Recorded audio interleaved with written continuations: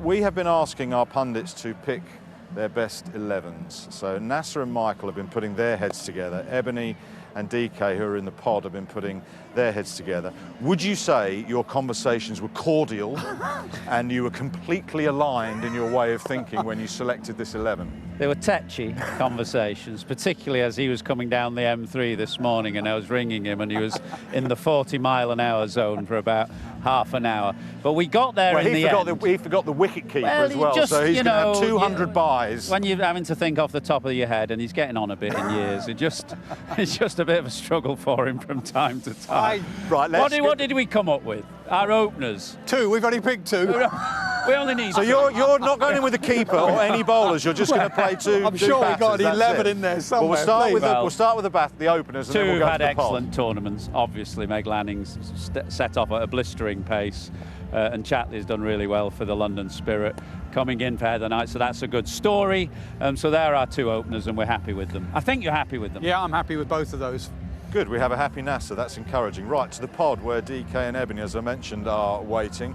How were your deliberations and discussions, you two? Were they I'm sure they were more cordial than these two. To be fair, I think DK did the hard work, because I was out last night when we got the message from the producer, and this morning when we touched base, you'd already done the framework. So ours was easy, right? Yeah, we were collaborative, unlike them. Let's put it that way. Well, who have you gone through for the openers then? I'm pretty disappointed at the start that we've both got the same set of players. Actually, it's a bad start for us, but let's move on. Let's figure out where we get a little later.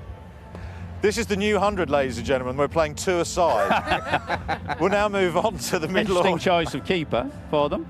Oh, they had a keeper? Yeah, Chatley, they put behind the stumps. Yeah. Do you know? No, it's just an interesting choice. Okay. Anyway, let's have a look at our middle order. Okay. Now, we tried to make a late change here.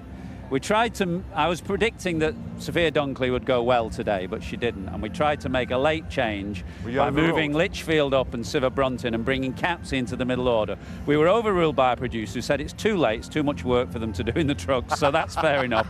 So we've gone with Sophia Dunkley at 3, Phoebe Litchfield, who we both love watching, at 4, and Nat Siva Brunt, who I put into captain because I'm assuming that given the England coach thinks she's the best candidate to captain the England team, she's perfectly good enough to captain in this competition. But she hasn't captained in the competition, so I wasn't happy with that in any way. Also, I wanted more overseas players, by the way. Because I think in the women's comp, we were asked to do our best 11, and I don't think we've got Grace Harris. How we can have a best in the tournament without Grace Harris? But you've overruled, you said in the comp, you have 3 overseas. So we've ended up with 3 overseas. Waddy, this is exactly Waddy's gone because we're bickering. I'll come back in. Exactly why the English cricket was in shambles in the early 90s, as you can see. Absolutely no clarity. Till the last moment, they don't even know what their 11 is.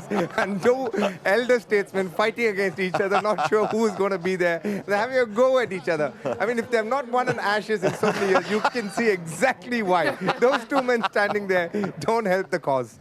Get on with your team, Dinesh, Karthik. What is your middle order? Absolutely crystal clear as to what we wanted. A bit of power, some real good batters. There we go. Litchfield, Harris, Siva Brunt, and Grace. How can you miss out Grace Harris, Mr. Women's Cricket, Nasser Hussain? Tell me. I agree, Nas didn't miss out Grace Harris. He was overruled by the senior commentator.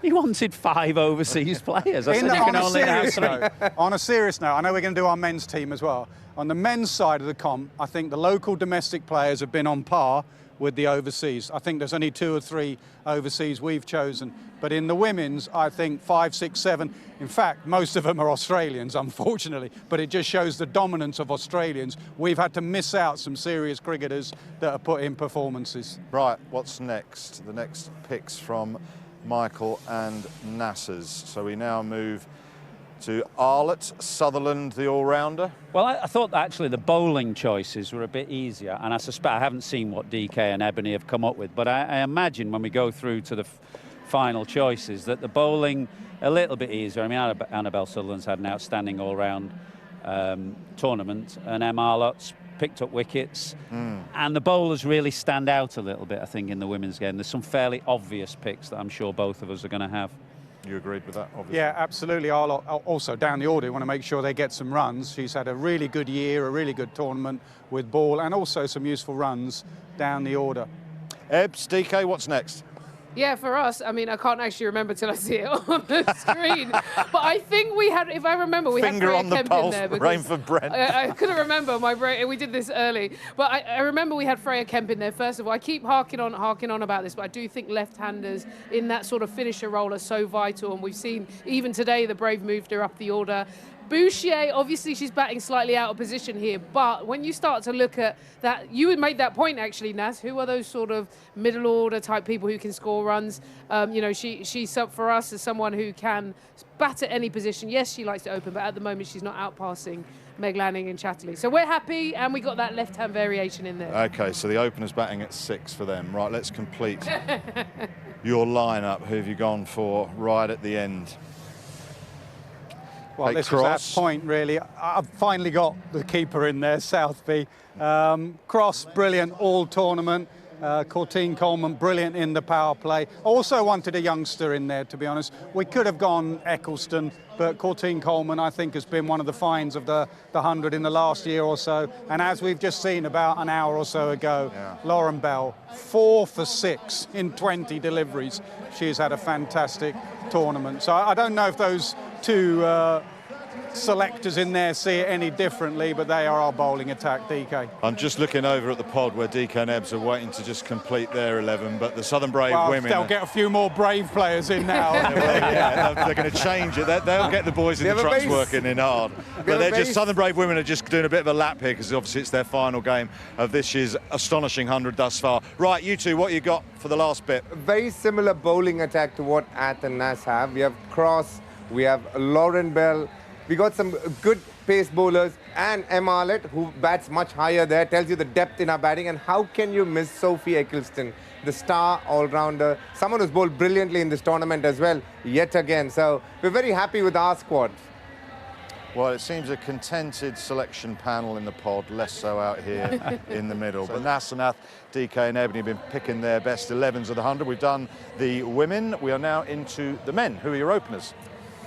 Well, we went for Joss Butler and Zach Crawley. I had to think a little minute then. He bats 3. I know. Well, yeah, well, he does, but we've gone for him opening. Is that all right? Yeah, he has opened quite a bit in white ball cricket, by the way. It's not like those two are batting someone completely out of position. Nasser Brunt has captained a lot in cricket. You wouldn't have her as your captain, so... Good point, carry on. Very good, but he is an opening bat in white ball cricket. Zach's had a pretty good tournament, I think. He's got them off to a flyer. I don't know what his strike rate is against the quicker bowlers, about 170, 180 or something. And obviously Josh, as the wicketkeeper, gives you tremendous flexibility then when you get down the order. DK Ebbs, what have you gone for at the top of the order? We've gone something very, very similar. Again, this is the only pair where we'll probably overlap with each other. Crawley, Bairstow, and for us, obviously, as you see the middle order, there'll be Butler in as well. Again, we had a last-minute change, a little bit of confusion with the batters. We thought, can we do away with Bairstow and probably bring in Donovan Ferreira? But we stuck to Bairstow because we believe in Bairstow, and we feel he's had a brilliant tournament, and he rightfully makes it to that men's team of the year. Ebbs, is DK just picking this, or have you had any input in this? Okay, so I was out last night. You know, I saw the messages come through on the WhatsApp saying we need to. I didn't really chip in on the men's until later this morning. But the women's, I was in on a good mix, and then the men's, we had the deliberation, 1 or 2, and then we finalised. So DK did the heavy lifting, and I rocked up a little bit later. Okay, right, middle order.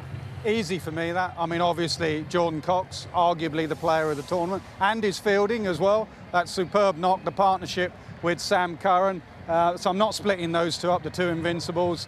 And then Liam Livingston, who's also had a fabulous tournament with bat and with the ball. Now, again, argument time. I had Livingston as my captain because he is captain in the tournament. Michael wants to have Sam Curran, to annoy Rob Key. To have him as captain, even though he's not captained in the tournament. Why Sam Curran as captain? To annoy Rob. I think the Oval Invincibles have been the best team. I think he's been at the heart of it. I also think he reads the game very well. I spoke to somebody who was involved in the IL-20, I think, when he was captaining in the IL-20, and said he did an excellent job leading in there, so there's no reason why he can't do it. Liam Livingston's captain the Birmingham Phoenix, obviously, and could do it, but I just think given the fact that the Oval Invincibles have been going so well, they're on a 3-timer here this year, you want somebody who knows what it is to be a successful 100 team leading our ideal team for this tournament. Ebs, DK, they've left out Harry Brook. I know. Have you? Well, we haven't left him out, and Andy's our captain. Let's go through ours as well. So we've gone Joss Butler, immediate, has to be in the side, doesn't he? Jordan Cox, for me, has just been incredible. We know how talented he has been. Some of those knocks we saw, that 80-odd down at the Oval the other day, is just destructive hitting. And then Harry Brook, he is the entertainer. We've seen him, especially up at Headingley, just absolutely smashing it around. So we've got our captain sorted. Butler's in there. I think our team is looking flawless. It is, for sure. I mean, look, when you look at the team, it just looks very confident right now, unlike Nath and Nas, where they're still struggling about who the captain should be. So we'll get there eventually. But for the moment, just letting Atherton know this is the 100th team of the year, not ILT20 team of the year. DK, just a quick one. Can I ask you about Sam Curran and his, well, not improvement, but evolvement as a white ball cricketer? What have you seen from him in the 100 that perhaps he's improved on? For a start, he absolutely understands what it takes to bowl well through the middle, and whenever he's got bigger side boundaries, he works quite nicely. The slow one works for him, and where he's really improved in batting is, even though it takes a bit of time at the start, once he gets going, he almost switches from third gear to sixth gear quite quickly and can play back-to-back boundaries quite easily. And we saw that even in a game against Trent Rockets, he's able to flick a switch and keep going, and that's a very good skill to have as a batter through the middle. Okay, we're going to go on to our 6 and 7. So we've got Donovan Ferreira, who I know DK has not picked, which is amazing to me. I mean, Dinesh Karthik has gone through the last 5 years of the 100, telling us how important it is to have a finisher, somebody who can be brilliant hitting the last 7 balls of the innings, which is what DK has done rather well for the last 20 years in the IPL and become a multi-millionaire on the back of it. So we've gone for that finisher, which is so important in short-form cricket. Donovan Ferreira has had an outstanding tournament. I mean, he's a real beast of a hitter. So we've gone for him. And Rayan Ahmed's had a wonderful year all round, actually, in all formats of the game with bat and ball. So he makes our side as well. That's a lovely speech that Af just gave. But when I rang him from the M3 and I said Donovan Ferreira, he went, oh, I forgot about him. Let's have him in. He's spot on. DK must. We're going to go to DK now. I am hoping, I love Ebony. I really hope Ebony has overruled and said, DK, you've made a living out of being the finisher. This is a strength. This shows how strong Ebony is, this next graphic. Has the finisher picked the finisher? DK? Are we talking about Ferreira? Yes. Yeah.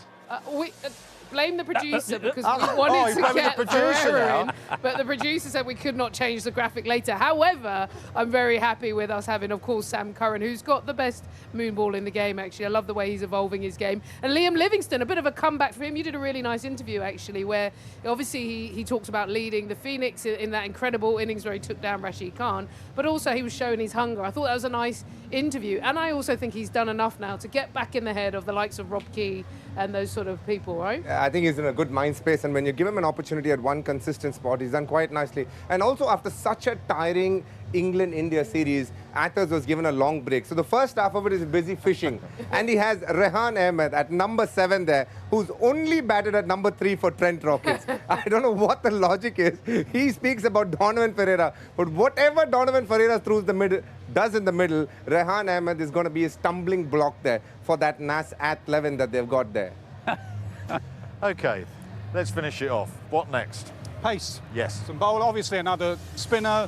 We've gone world-class in Rashid Khan, but the 3 seamers, Tongue continues to take wickets in every format. Jofra bowled that incredible 5 here to see their side nearly get over the line and then got taken away from him in the last ball. And I think Sonny Baker, for me, with the ball, has been the find of the tournament in the men's game. Some of the spells he's bowled is just like, wow, this is why they really like Sonny Baker.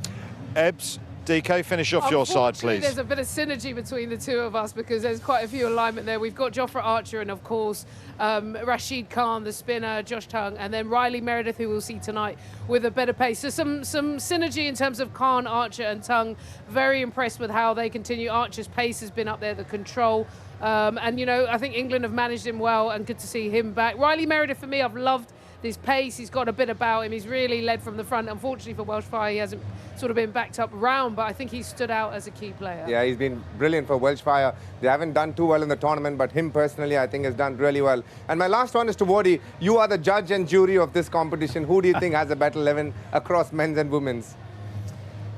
These two clowns. Oh, come on.